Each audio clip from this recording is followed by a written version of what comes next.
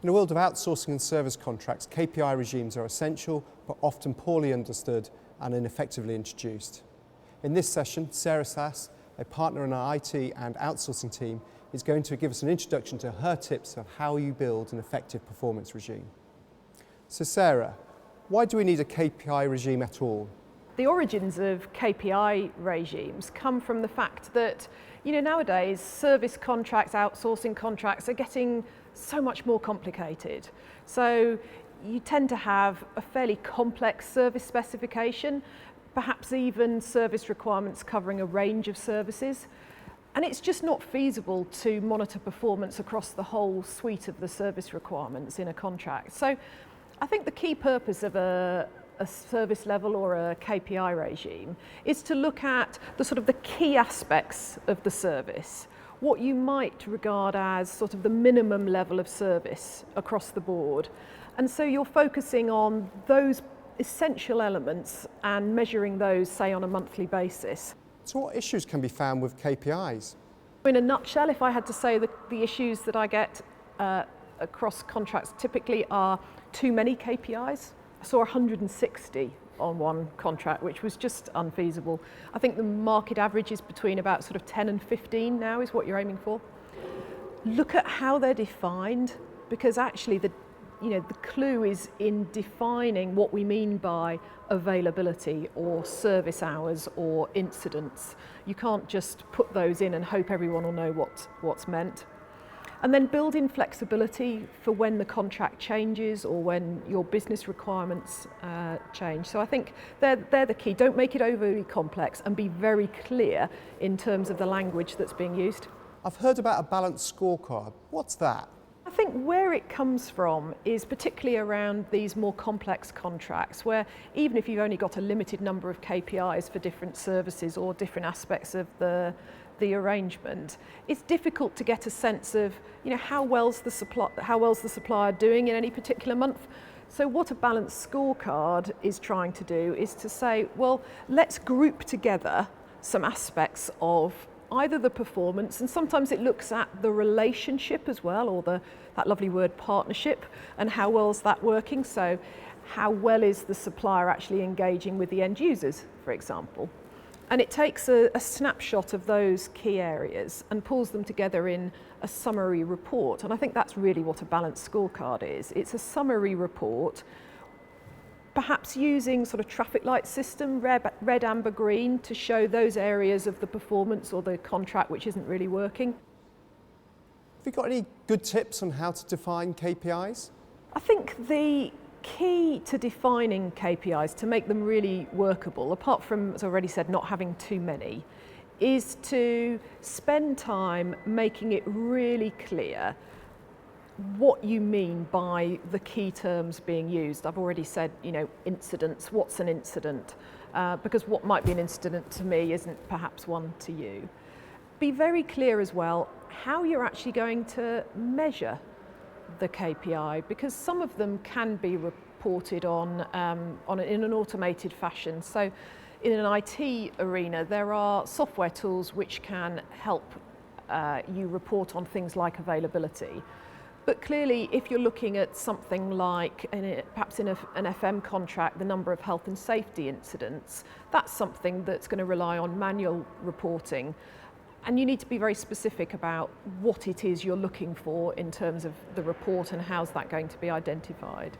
What about flexibility on KPIs? How do you go about changing them if they don't work properly? For me, how you build flexibility into contracts in terms of the service levels and the KPIs is probably one of the biggest challenges and one of the biggest frustrations, I think, that customers often have, because you tend to fix the levels on day one, but then life doesn't stay still, does it? Either the service changes or the business requirements change, or you merge, or you go through a period of austerity and things contract. But how you build that flexibility in is quite difficult, because from a customer's perspective, you might want to add KPIs, you might want to take them out, you might want to change the weightings, so how important one service level is versus another. You might want to change the service credits that are attributable to a failure of one particular KPI. Perhaps there's been, a greater priority in the business on that area, so you want to reflect that.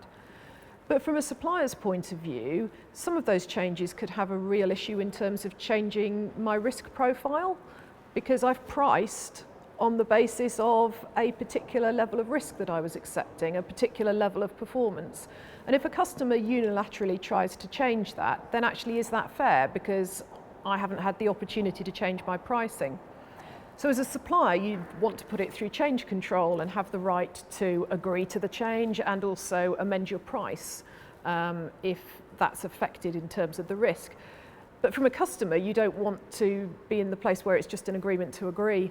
So flexibility, I think, is really important, but actually finding a mechanism whereby you can build that in is actually quite tricky. And where you tend to end up is with some sort of tolerance. So it might be that you can replace a KPI with another, but you can't add more than a certain number of KPIs, or you might be able to change the weightings, but by no more than X%, so that you build in some tolerances.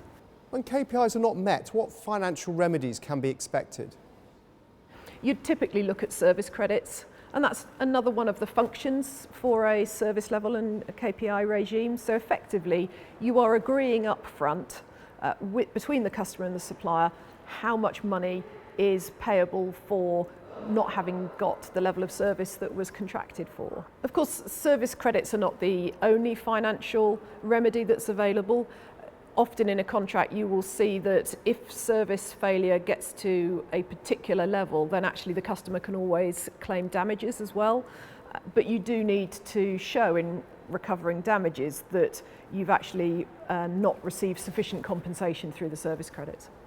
That covers financial, but what other options are available? What you really want is the supplier to put the problem right. So for me, the first remedy you should be looking for is an obligation on the service provider to identify the problem, do some root cause analysis, actually pull together a rectification plan so that you know how things are going to be put right, and thirdly, actually then deliver on that plan. And that's often overlooked, but I think that should be one of the key remedies. And of course, then you're getting into the area which as a customer you don't really want to get into, which is either step in, which is where you take over the contract or you get a third party to take it over. I have to say I'm very sceptical about whether those work. So where that really leads you to is termination. And again, not somewhere that the customer really wants to get to, but you're probably having to use the service failures as evidence of some sort of breach of contract. Can you define what a critical service failure is, which might well lead to termination? You often see the term critical service failure used in these service contracts because, as we all know, it's really difficult to terminate trying to rely on a material breach provision or some sort of persistent breach. So what you try and do is identify up front what will be such a serious breach linked to the service credit regime that will entitle the customer to terminate. And I think there are three different aspects that you have to look at when you try and define what critical service failure is. Firstly, there might be a really significant failure. So to go back to my health and safety example, if there was a fatality, that was a sufficiently serious failure to amount to a critical service failure. The second one is where perhaps in one area of the contract or one KPI, you've got repeated serious failure. So there is a particular aspect of the contract where they're just not putting it right. And then thirdly, and this is perhaps a bit more contentious, is where they're doing okay as a supplier, but just they keep failing in different areas. And if they put that area right, then this area goes. And so some sort of trigger which sits at a level of service points where over a series of months they have actually accrued service failures that exceed a threshold of X. You might also say is a critical service failure. Sarah, fantastic overview of a complex area. Thank you very much. That was a pleasure. Thank you.